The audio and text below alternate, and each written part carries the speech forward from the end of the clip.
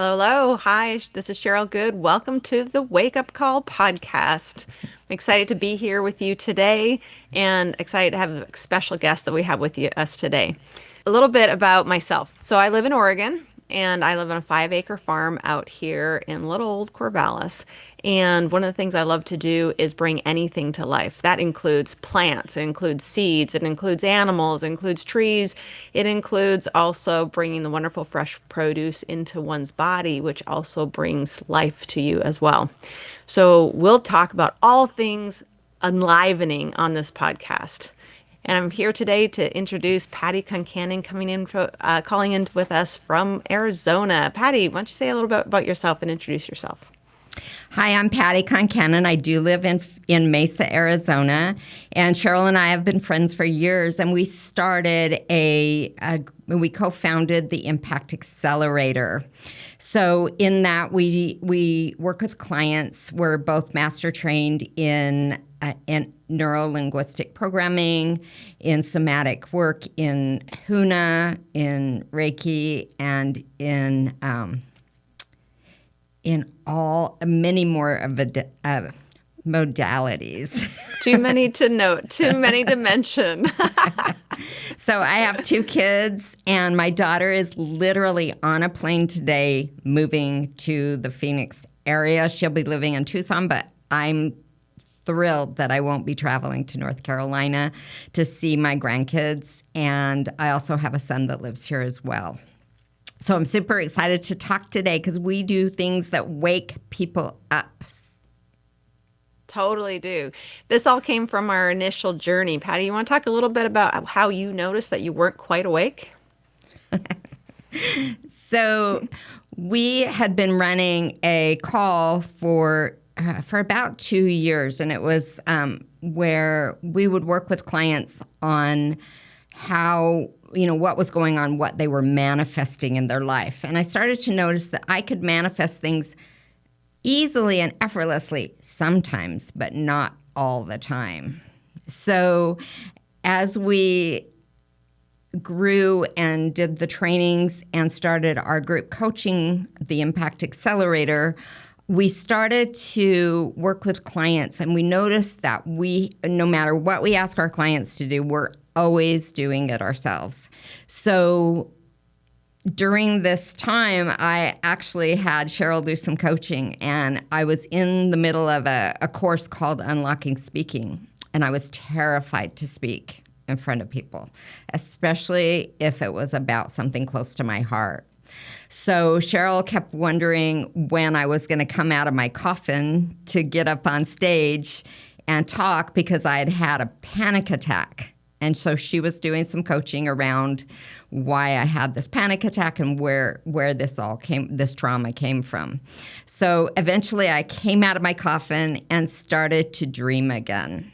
And that's when we started working with clients even more and took the course Advanced Trauma, PTSD, Addiction, and really got the tools that we could help people wake up and come back to dreaming again. And that's what we call being alive, is being able to set a goal and actually reach it because we're super excited about it and we're actually alive and in our bodies. Is that what you were asking me about? Yes, alive and in your bodies and outside of the coffin.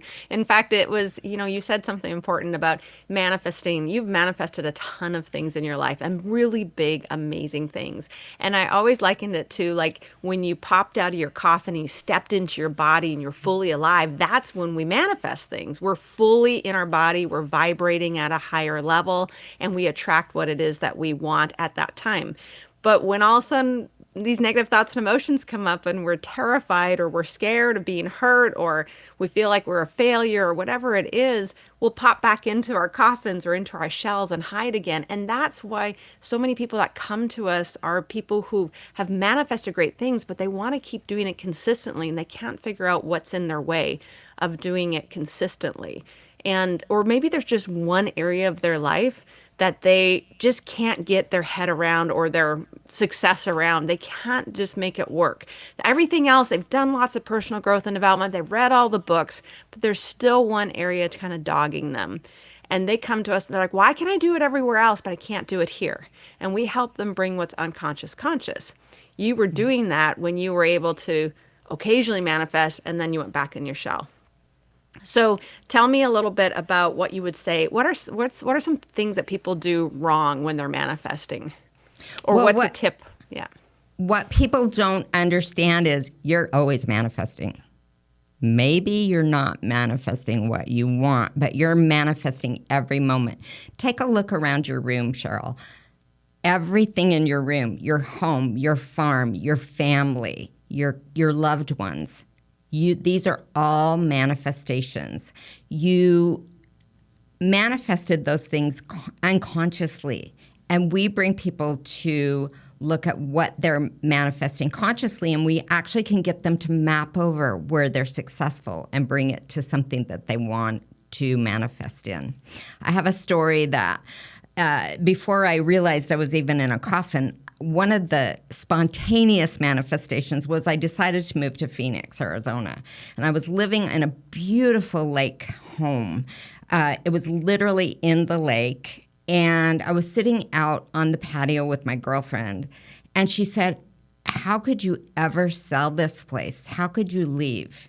And I looked at her and I said, you think I can't do this again? And I kind of shocked myself. But from that moment on, I knew that I had the ability to manifest really great things. So that's amazing. I love that story. Amazing. That's so great. I love it. Yeah, that's so so what's one tip you would give people if they're manifesting and want to continue manifesting their best dreams, not just whatever they've got right now around their life and what they're tolerating, but what would you give them if they want to manifest their best dreams?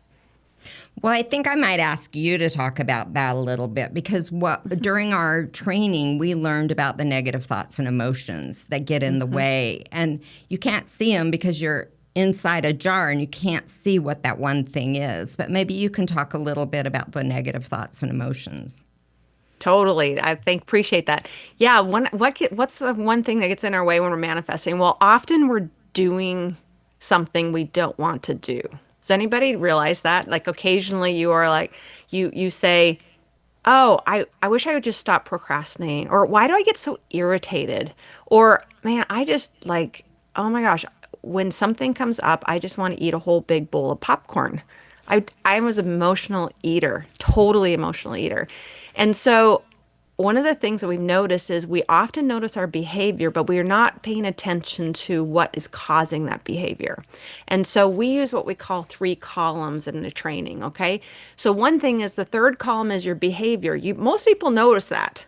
There's some people will notice the middle column, which is their emotion, and they're realizing that they're really, really depressed and sad. And other people will notice that they have negative thought, like, wow, I'm useless, or totally, I feel like a failure, or I don't feel good enough.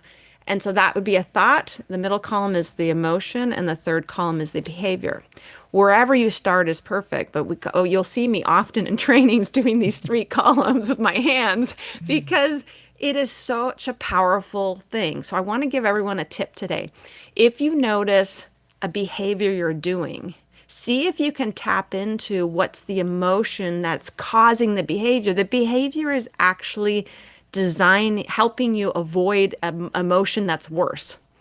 That sounds odd, especially if your behavior is something like feeling doubtful or getting confused, because those are states that aren't very much fun. Even being irritated isn't much fun to feel, but consider that your body is designed to give you the best possible outcome. Your brain's designed oh my goodness, your brain's designed to make things better and evolve over time. And so if there was a better access that you could have at that time, you would be doing it. So right now, getting confused or getting angry or irritated is your best outcome you can do. But it is one thing to pay attention to is how is it serving you? As in, what is the emotion you are trying to avoid that's even worse than that little irritation? So that emotion could be deep sadness, maybe even despair. It could be fear. Sometimes it's easier to be irritated than to feel terror, full on body terror. Of course, no one wants to feel that. Or maybe there's a thought like, I'm not good enough. It's not like I'm not good enough. I'm not lovable. Like, I am totally useless and clueless, or I'm stupid. Whatever it is, no one wants to think they're stupid and feel shame. It's easier to just get irritated. So when we're really looking at how to change behaviors, we're looking at what's causing that behavior.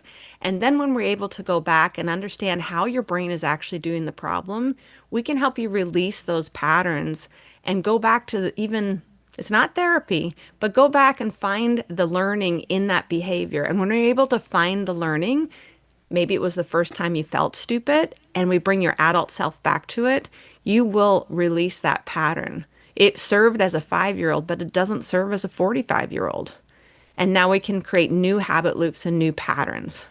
So I'm glad you allowed me to share about that. It's one of my favorite topics to talk about is the thought, emotion, behavior, and unwinding how our brain's doing the process. We can bring so much acceptance and gratitude to this process because it really does work and help us become aware of what our patterns are. I love that you said that you can do those. If you wanted to write them down, like on a piece of paper, and say the emotion, the thought, the emotion, and the behavior. I love that you said that you can start anywhere, because I think what people don't realize is if you go to therapy or you do other programs, they might teach you to reframe the problem.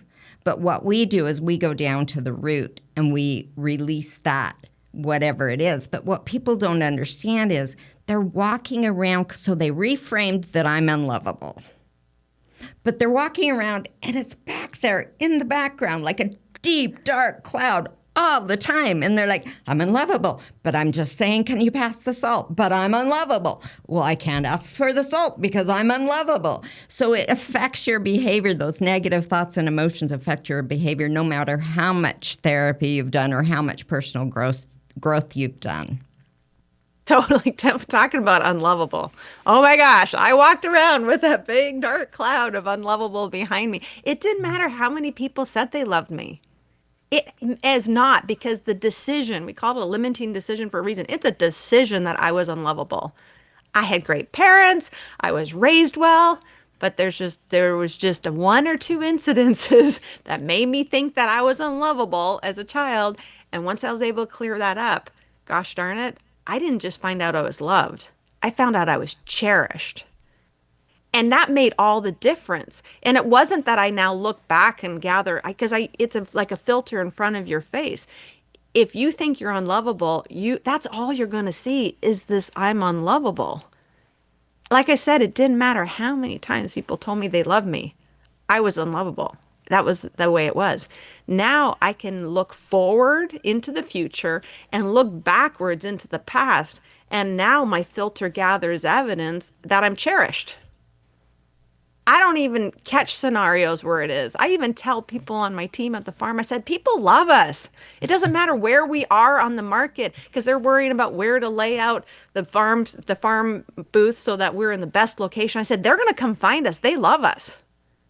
I would not have said that 3 years ago. I would have been right in there with strategizing as the best location for the farm booth so that people would find us at the market. But you gather evidence for what that filter is in front of you. And I love when we can take those filters away from people.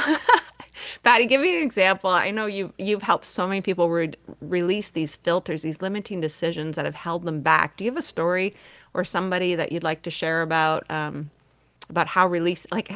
how they end up feeling at the end of a process when they work with you?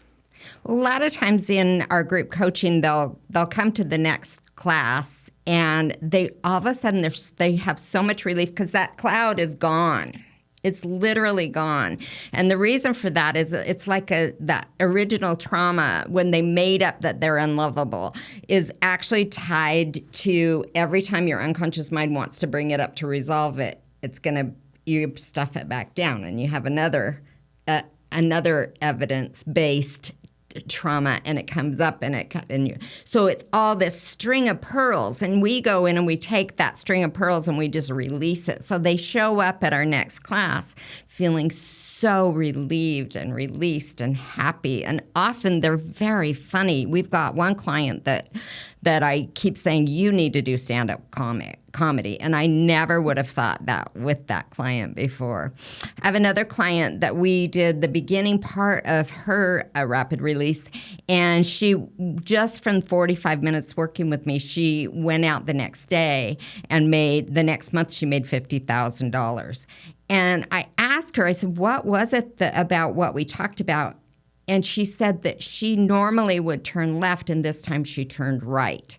So we brought it conscious, and I'd love to hear when you speak about the conscious versus unconscious, so that we can tell our guests about that. But she went ahead, and then the next, when we finished her release, she literally released shame as a very early memory.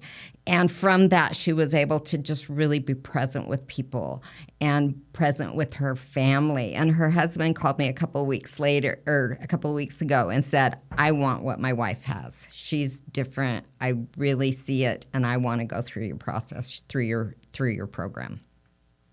Shame is such a deep emotion. We call that a supercharged emotion of guilt.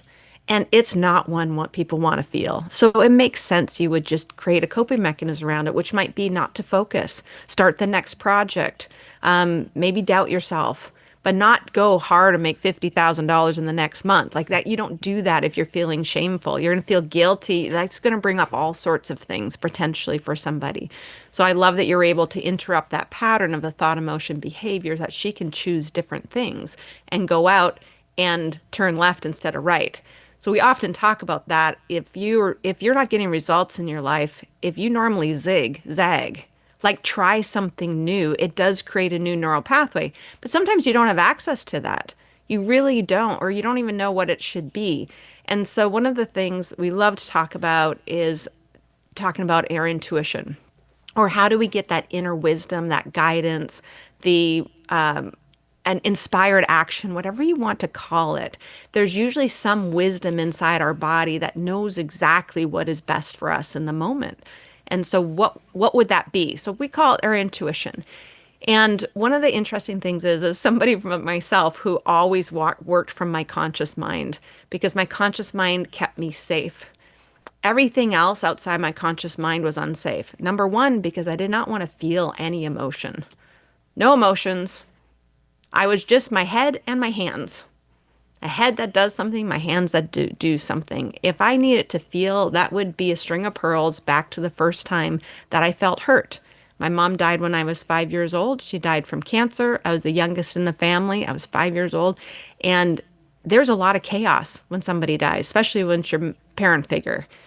And so in that time, there was like, I didn't want to feel like shut down. I don't want that emotion, because it would have been that hurt from years ago. So again, I was just my head and my hands. So my conscious mind ruled my world. One of the neatest things I was able to do in my coaching program is learn a little bit about hypnosis. Now, hypnosis is not something to be scared of, because all hypnosis is self-hypnosis. So you decide whether you're going to put yourself in a trance. But for those of you that just stopped listening to me because I said hypnosis, start listening again, okay? Because what it taught me in this program is that there is something beyond our conscious mind in my body. Because there was this opportunity when I was working with and they were saying, imagine that there's a clamp on your finger. And it's squeak, squeak, squeak, and there's a clamp and you can't open your fingers. And gosh darn it, at some point I could not open my finger. And my conscious mind, and there's something that was beyond my conscious mind, and it could not understand why I couldn't open my finger. I said, there's some wisdom somewhere else. That was my wake-up call for where I needed to start paying attention to something beyond my conscious mind. Now, other people may get it through a health crisis. Other people may get it through, there's just this feeling in their gut. They just don't feel like they're in alignment, and they're just irritated because of it. There's some wisdom within their body that they could pay attention to.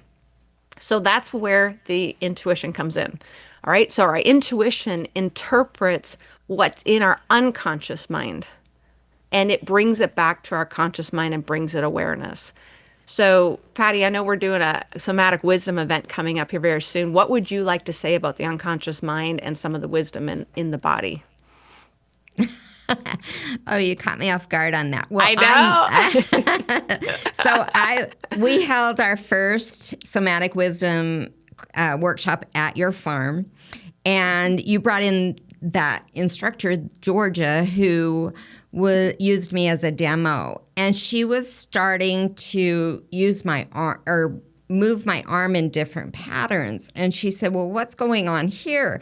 And she noticed that I had some sort of stuck emotion in my arm because I didn't have full range of motion.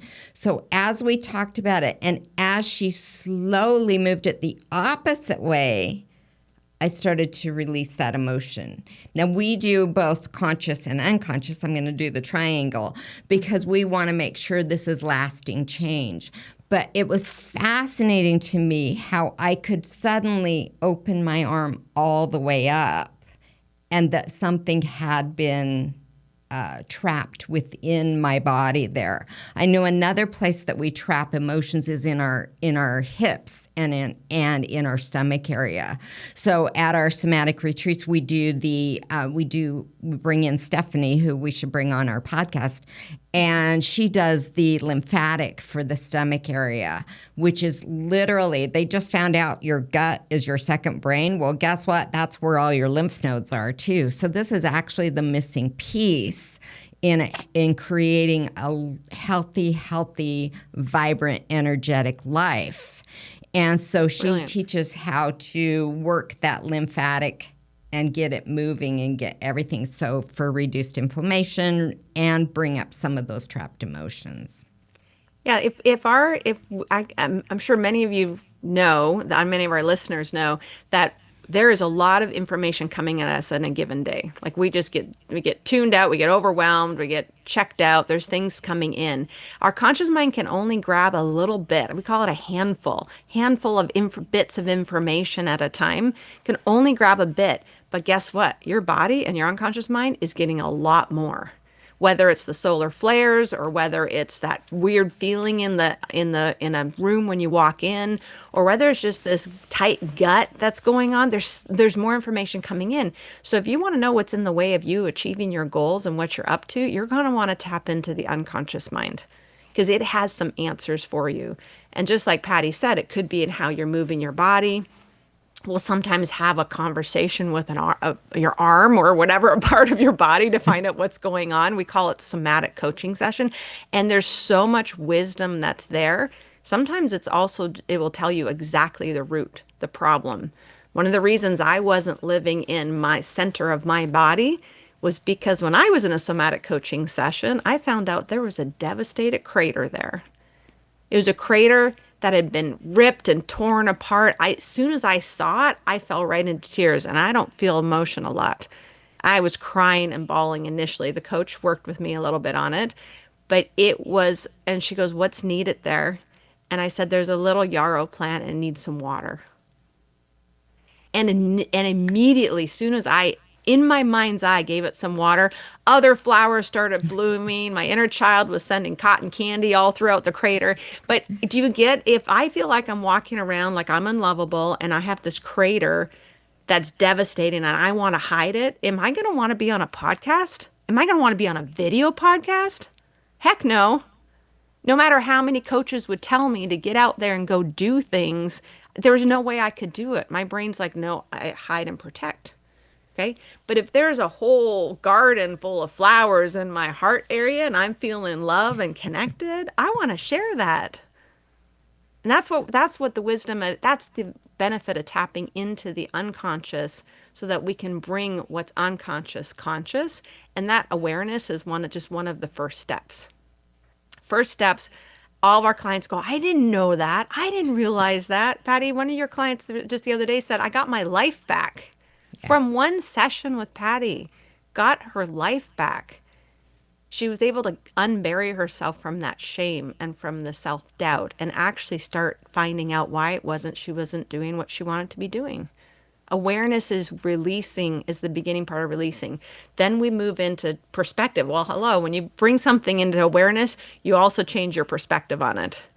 Immediately, it shifts. And now you're in a different place. You might even be on a different timeline, depending what level of quantum physics you believe in. You might be have shifted the entire universe around you. And then from there, from that perspective shift, you are willing to go out and take inspired action. You will go take the new actions. From there, after you've taken the actions, you are full of gratitude because you've become alive and you've back in your body and you're starting to feel because you're like, I can do this. We have so many clients that have just achieved in their 90 week, in their 12-week program, they actually were able to achieve a goal that they never thought was possible because we release the negative thoughts and emotions away. And then at the end, there's just expansion because what's next? Oh, after the 16 weeks, our 16-week program, we're able to actually be able to have them do a 6 month with us, maybe a year with us, maybe do on a international retreat with us because they can expand and their 10 becomes a new 0 and they can build up from there. It's exciting. So Patty, Beautiful. what do you think is what do you have for people that they should really think about on a daily basis or a weekly basis for really creating goals that make sense for them and so they can achieve them? Well, I hate the word goal.